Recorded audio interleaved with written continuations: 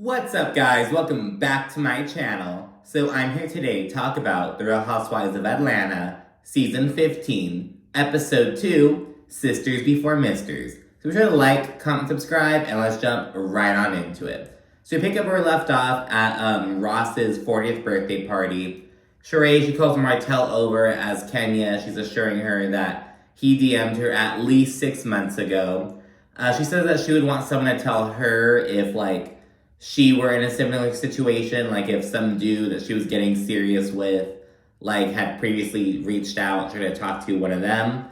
And there was some online chatter about, well, why is Kenya waiting until this on-camera party to let Shereé know? Blah, blah, blah. And they're comparing her and what she's doing to Shereé to what Giselle did to Candace on Potomac. And they're like, oh, Giselle was such a villain for that, but Kenya, why isn't she getting the same treatment? And I just want to say that, I feel like they're completely different circumstances. On Speak On It, Kandi's little YouTube thing, she had Kenya on after this episode. And Kenya explained that, yeah, she had known that Martell had reached out to her, but she didn't know that Shereé and Martell were serious.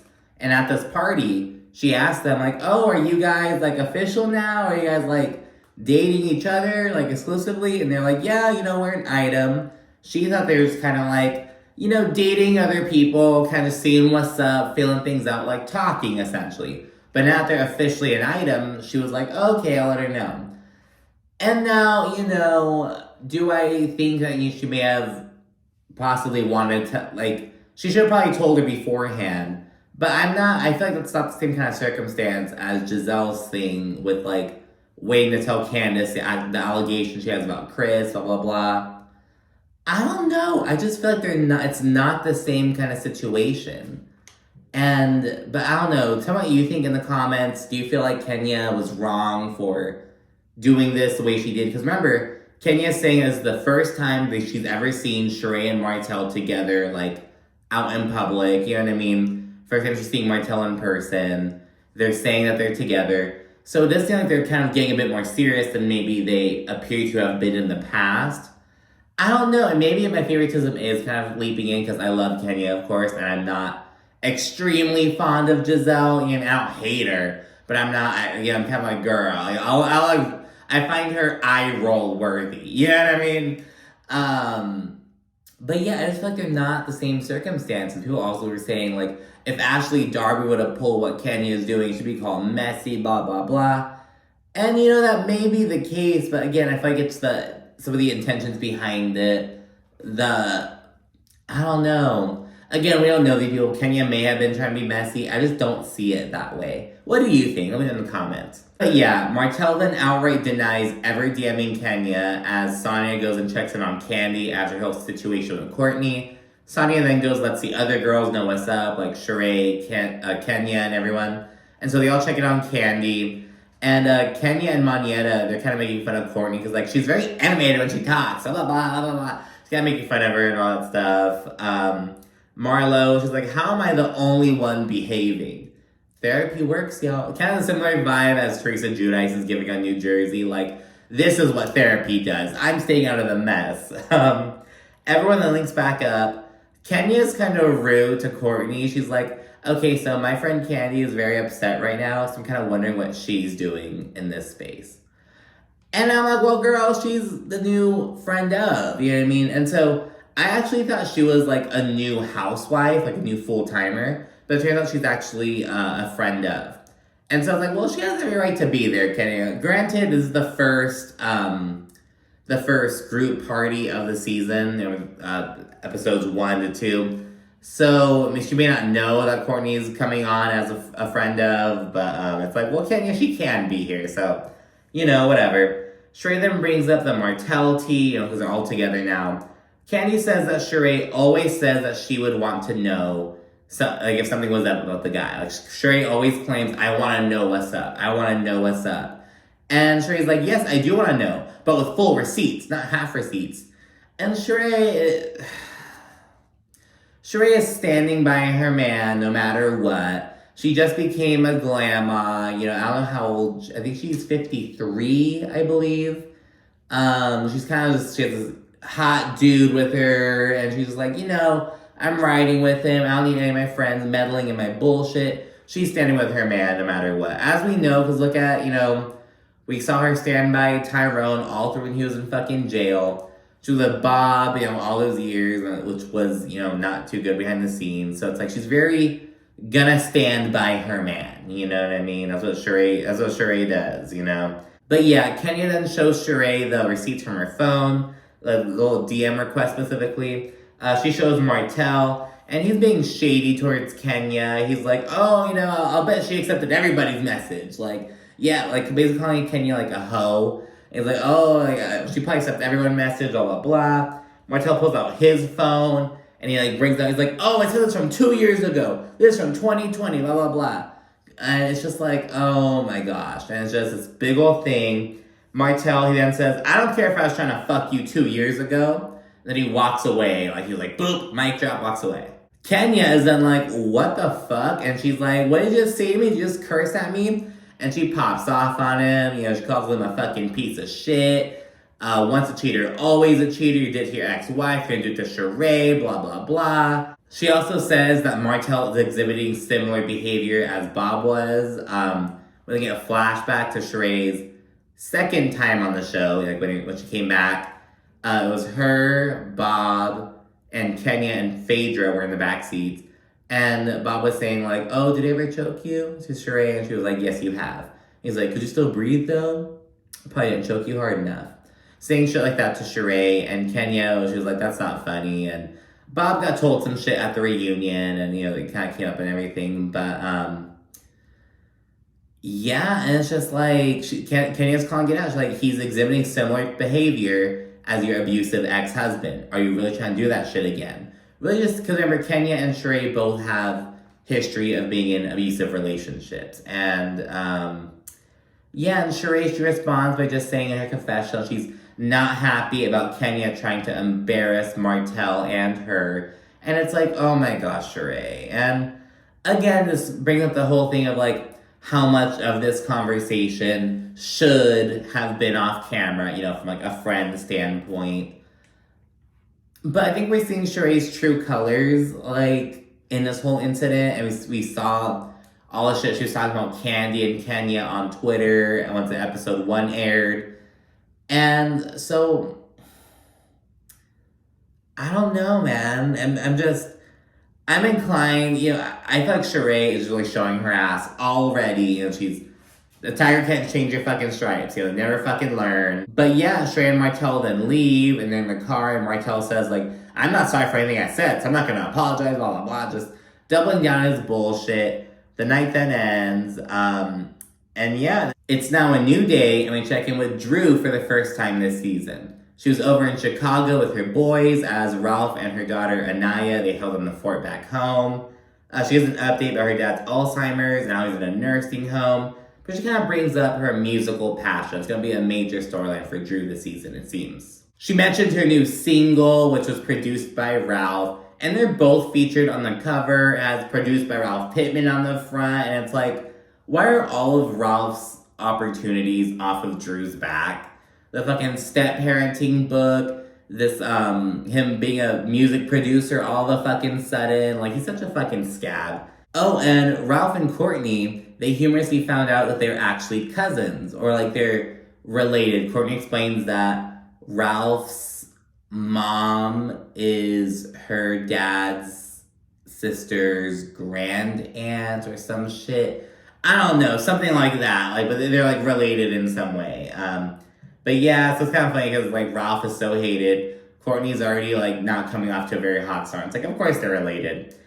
Drew then mentioned that she saw like some video footage of Kandi getting into a little altercation at the party. And she's like, who is she getting into it with?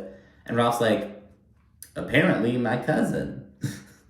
So, perfect little segue. We then get Sanya and Kandi linking up at a restaurant. They recently had a big family outing to Disney World. And they formed a bit of a bond. Like, they're just kind of growing closer together. They've had some one-on-one time, off camera, and stuff like that. They discuss how BravoCon is coming up before Sanya kind of mentions her whole family situation. And she says that her husband, Ross, is ready for them to just kind of have their own space again. And he's like, it's not about your family being here, but it's about us growing here. We just need to kind of have our own area. So, because it's been about a year of all of Sanya's family being there, and Ross is just ready to reclaim his space. Sanya also mentions how her mom's considering moving down to Florida. She just loves it there.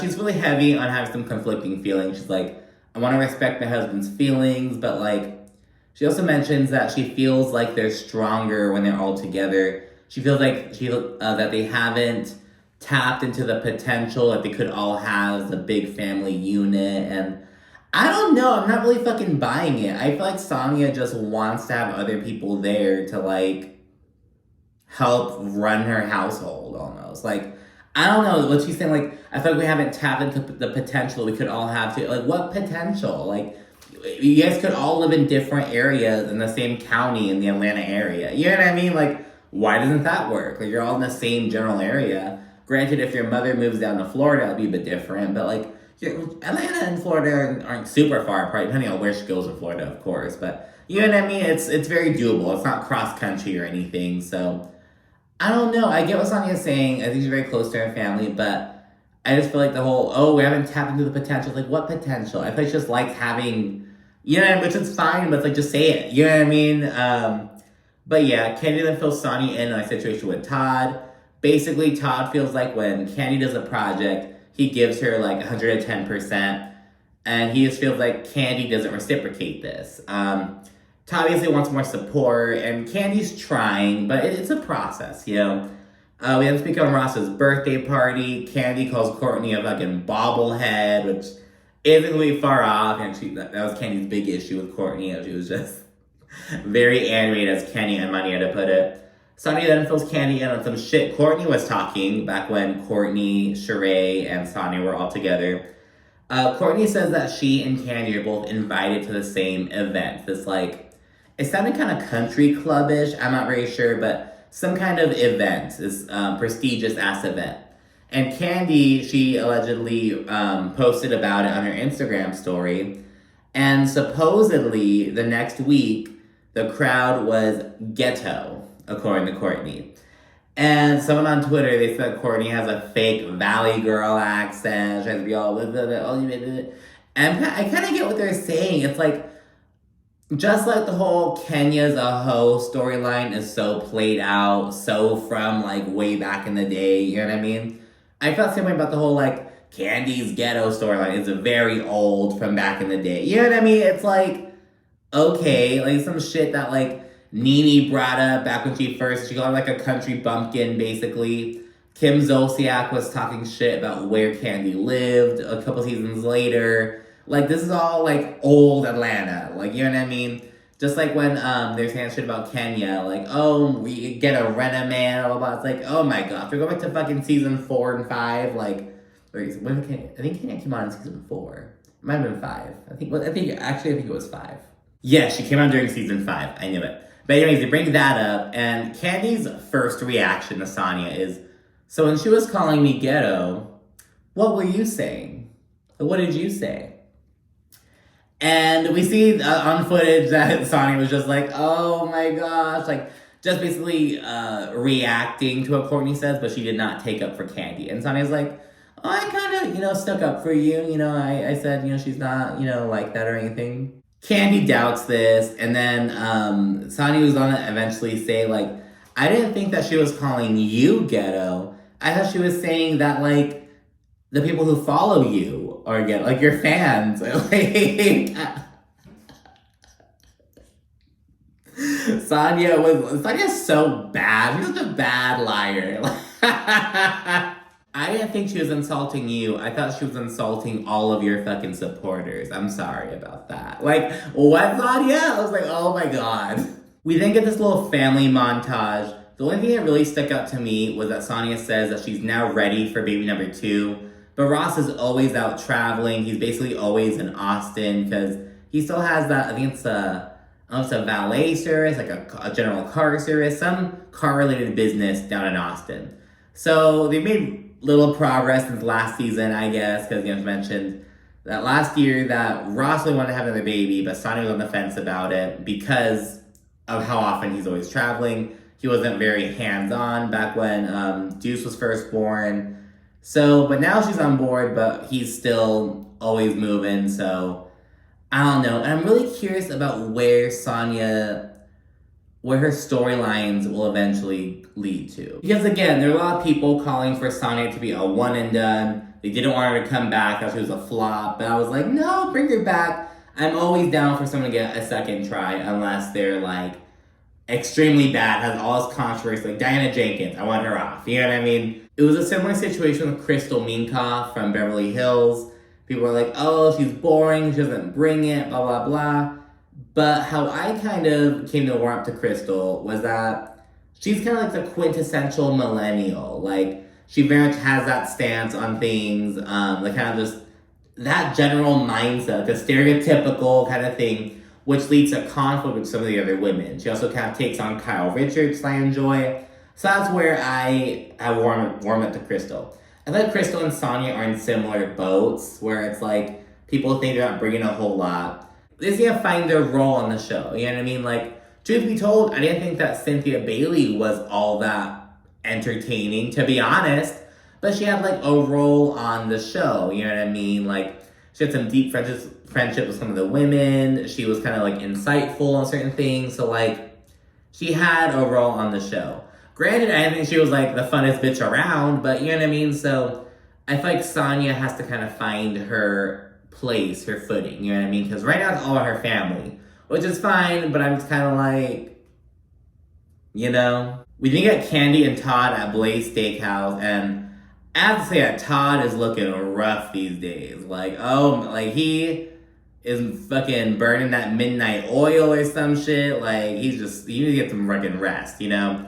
Kandi says that they have to rebuild Blaze Steakhouse because back when they first, like, opened it up, she and Todd are talking about how, like, that area in Atlanta didn't really have a whole lot of, like, fine dining eateries, a place to really sit down and enjoy yourself, you know what I mean? They only have a lot of food establishments like that. So they were really excited about that, kind of ushering this new wave, like changing the area up, all that stuff. And Kandi says that back when they opened it up, that area of Atlanta was really kind of up and coming. But then the COVID pandemic happened, and she says that just changed everything. I'm assuming that all the businesses that came in kind of began to close down, except for Blaze Steakhouse, of course. So she just really wants to rebuild in a more poppin' area now. So she says that. Todd speaks about how he wants to open a Mexican restaurant next, followed by Ace's Pizzeria. Kandi's like, you're always opening up all these damn restaurants. And he's like, the most money I've ever touched in my life has come from restaurants. He's really open about that. Kandi's cousin / employee, Melvin, then walks in a sling, and they're all sampling, like, a new menu for Blaze Steakhouse. They're trying these new foods out. And as they're eating, the producer, he's like, hey, can I ask you guys a question? Are we gonna address the elephant in the room? And Kenya and Todd are just like, it's a legal matter. We can't really say much about it. It's a legal situation.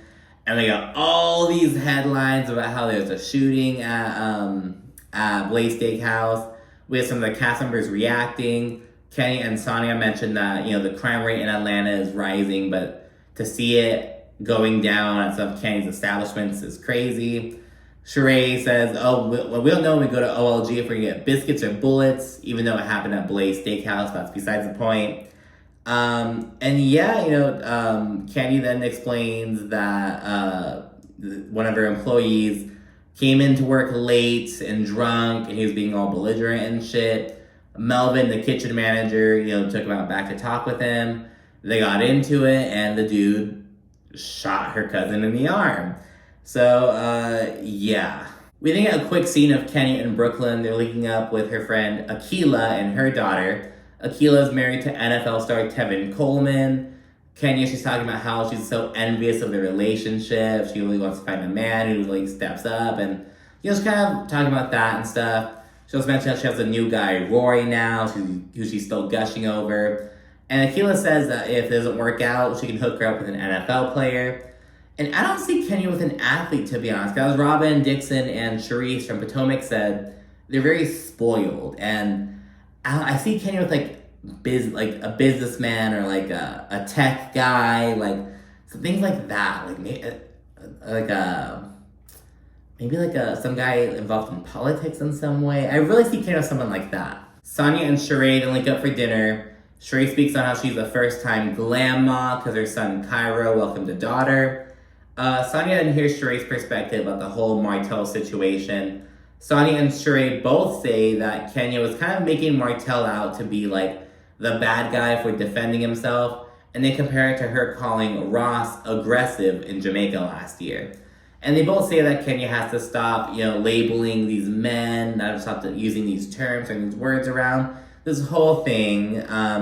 Shereé, she actually laughs about Martell's "I don't care if I tried to fuck you 2 years ago" comment.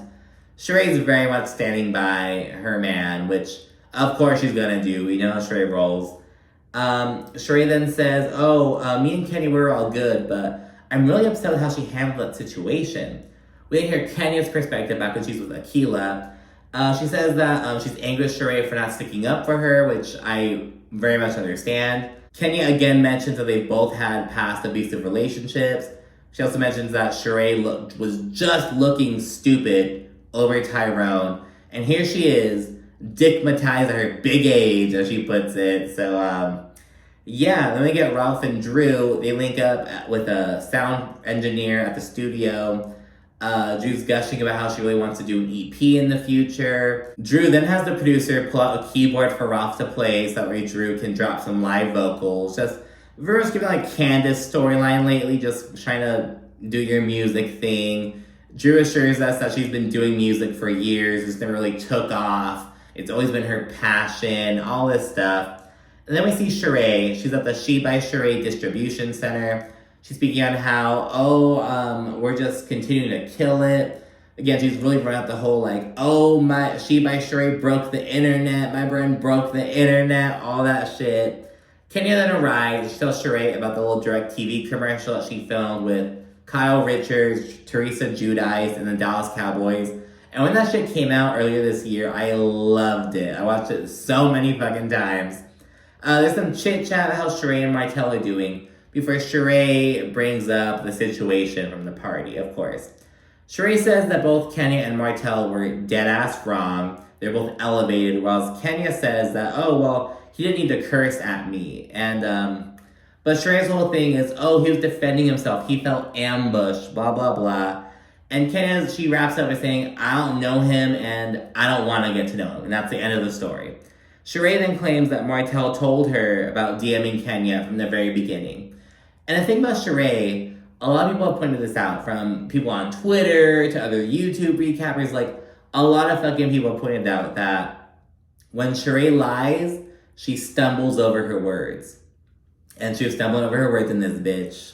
I don't believe for 1 second that Shereé held Martell accountable, to be very honest with you. I really don't think she checked him at all.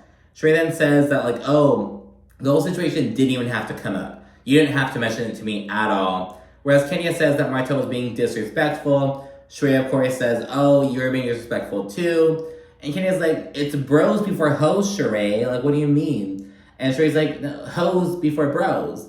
And Kenya's like, no, we're bros in this situation. He's the hoe. But the producer's like, let's fix it. Let's do sisters before misters for the title. Kenya then says that she wasn't disrespectful until after Martell began cursing at her. And she also clarifies that while she popped off after he cursed at her, that didn't really piss her off. Because she's like, that's just how he speaks. What really pissed her off, though, was when he said the thing about, she probably accepts everybody's DMs. And she said that he was basically calling her a hoe. And Shereé laughs, what do you mean, girl? Please, are you kidding me? And Sheree's like, if someone said to me, I wouldn't think, you call me a hoe. I would say, you wish. Shereé, stop. Stop, please. But yeah, she's totally invalidating Kenya's feelings. Kenya says she really wants Shereé to hold Martell accountable. But Shereé says that, Kenya, you just have a vendetta against black men because, you don't have one. That's her whole thing. That's what she's running with, trying to appeal to that. And it's okay, Shereé. And Kenya then says the realest shit ever, that Shereé has not learned from her experience with Bob. And Kenya admits, I've dated some dumb dudes before, I've had some bad relationships, but I have learned from my experiences. Shereé has not. And yeah, and then there's some more back and forth where they basically agree to disagree, and that's where it ends. So yeah, and I think that Kenya, summed it up perfectly by saying that Shereé just has not learned. She just has not learned from the past. And can't teach an old dog new tricks, I guess. But anyways, yeah, that's it for this episode. Be sure to like, comment, subscribe, and be sure to stay tuned for more. Thanks again. Bye.